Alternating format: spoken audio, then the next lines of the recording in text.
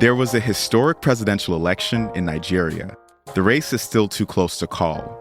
And in Ohio, officials are figuring out what to do with the toxic waste from the train derailment. That's some of what we'll get to on the 7th from the Washington Post. I'm Jeff Pierre. It's Monday, February 27th. Let's get you caught up with today's 7 stories. First up, in Ohio, the aftermath from the train crash continues to raise questions and cause controversy. Toxic waste from the derailment on February 3rd is growing, and officials are struggling to find safe places to dispose of it. Yesterday, the EPA's regional administrator, Deborah Shore, spoke about its waste disposal plans at a news conference. I'm pleased to announce that we have identified EPA-certified facilities that will be able to accept at least some of these wastes, meaning that the railroad will be able to restart shipments tomorrow. An independent analysis of EPA data, which was released on Friday, found 9 air pollutants in the area that could be concerning if the current levels persist, but officials have said the air is safe. Number 2. Thousands of people in Mexico protested an electoral overhaul yesterday.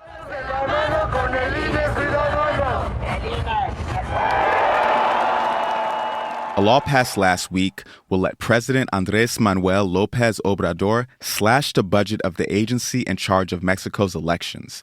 People are worried that this will threaten Mexico's democracy and that it could return the country to its authoritarian past. Number 3. 75, 76. Nigerians voted in a historic presidential election this weekend. This has been the country's most closely contested race in recent history. A third-party candidate, Peter Obi, has run neck and neck with candidates from the 2 main parties. Obi has campaigned as a reformer, promising to run a government that is more accountable to its citizens. Young Nigerians in particular are frustrated with the status quo. Despite the vast oil riches of Africa's largest economy, more than 60% of the country lives in poverty. Official results could be days away, and analysts have warned that the race is so close that it could be headed for a runoff.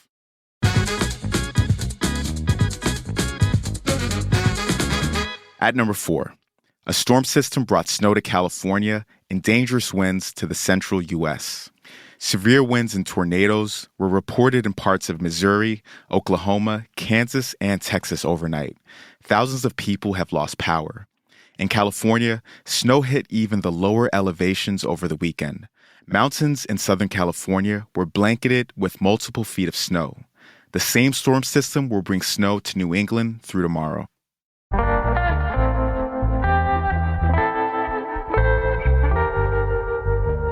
Hundreds of newspapers, including the Washington Post, dropped the Dilbert comic strip last week. That's story number 5.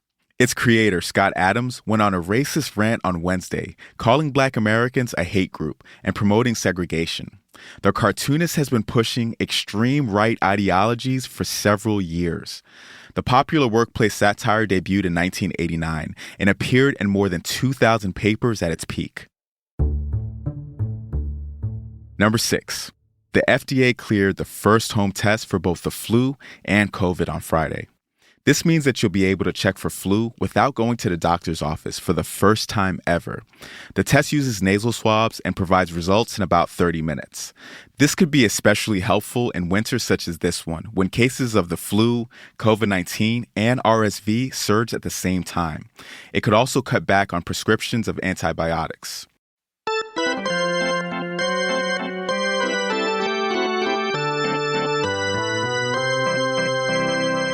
And last but not least, a new era of Major League Baseball kicked off this weekend.